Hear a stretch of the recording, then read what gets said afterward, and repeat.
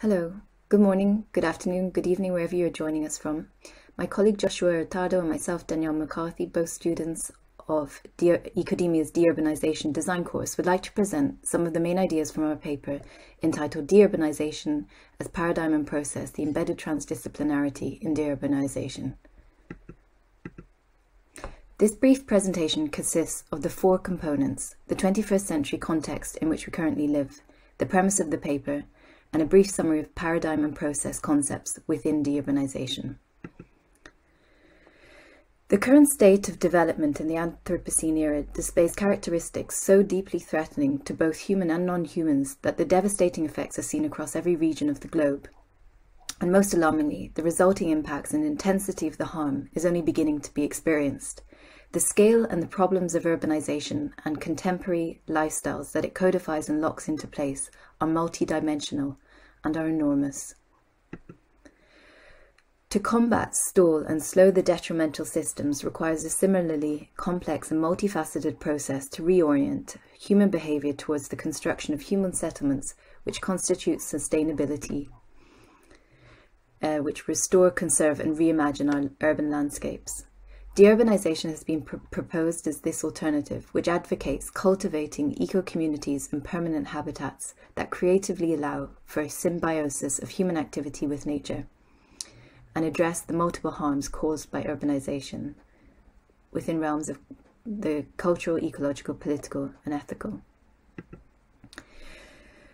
So we conceive de-urbanisation as that which both describes paradigm and process simultaneously, of that as a very specific process of transition from urban to de-urban, and an end state, de-urbanized settlements that are neither urban nor rural. It both addresses the multiple dimensions that can make a sustainability transition possible and desirable, and integrates different fields of knowledge to create a new one. Understanding these inherent qualities provide an organizing frame to examine the field in its full scope. I will briefly outline the embedded paradigm, while Joshua will continue with the process. Transdisciplinarity can be understood as existing on an XY axis, with type of involvement on the x-axis and type and scope on the y. The diagram underscores the idea that as we move to the top right, both number of actors and scope and applicability broaden, and the combination of disciplines results in a new field.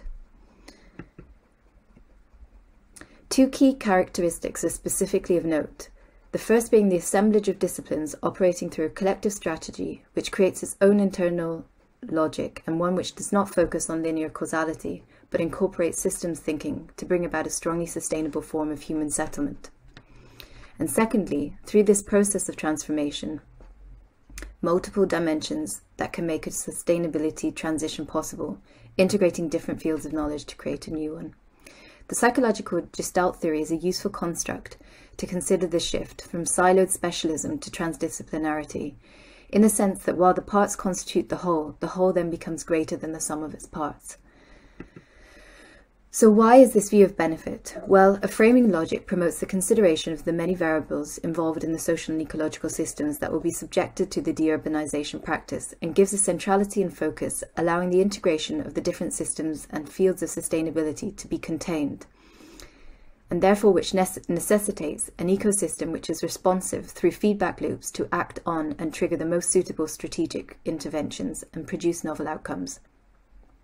Thank you, and I'll now pass over to Joshua.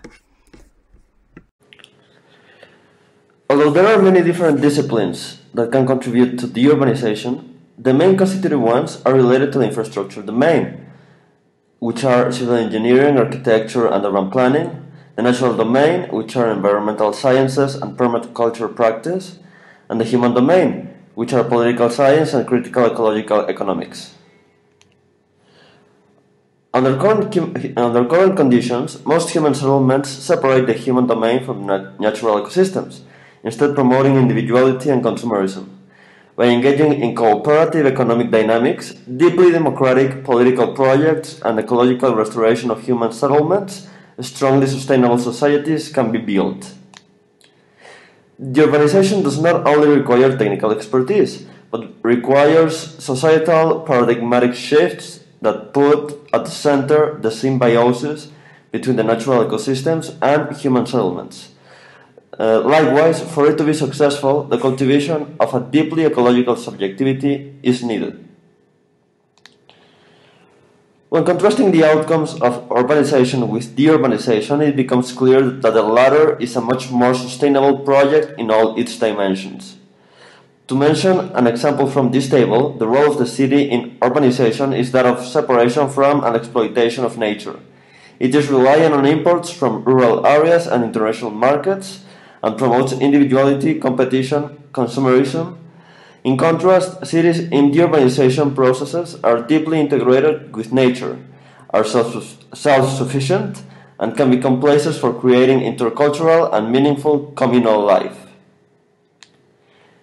De-urbanization as a transdisciplinary field and process has the challenge of fostering creative, innovative thinking and a change in subjectivity.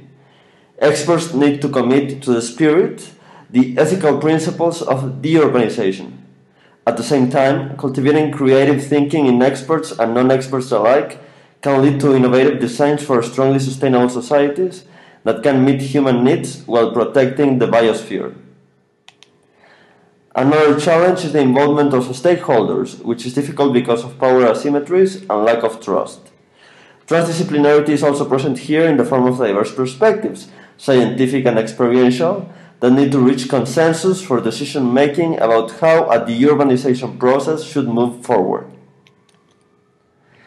There is no single solution to these challenges, but some proposals can be suggested. The first one is the creation of future workshops for de-urbanization.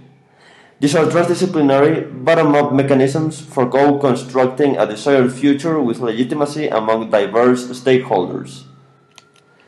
A second proposal would entail establishing a panel for co-creating design fiction narratives.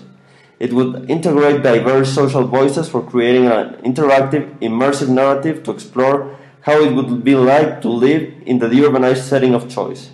The focus here would be to promote creative exploration and the identification of obstacles, opportunities, and benefits.